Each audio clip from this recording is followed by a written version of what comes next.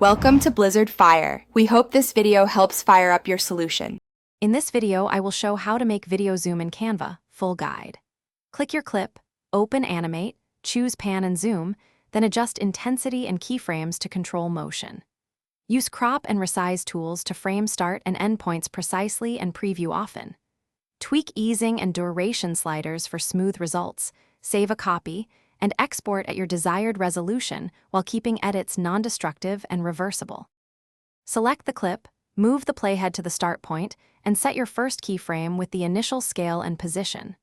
Advance the playhead to the end point, change scale and framing, and add the second keyframe to create motion. Adjust easing and duration values to refine how natural the zoom feels.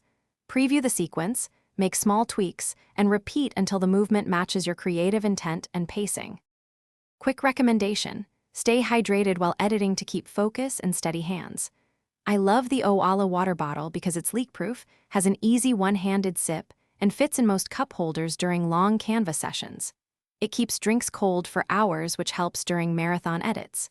Check the description for the link and other deals. If you're finding this video helpful, please subscribe and like to support more tutorials. Now let's get back to the video. Timing determines emotional impact, so decide whether your scene needs a quick punch or a slow cinematic reveal. Shorten the clip for energetic zooms or extend duration for relaxed motion, and align keyframe spacing with beats or dialogue.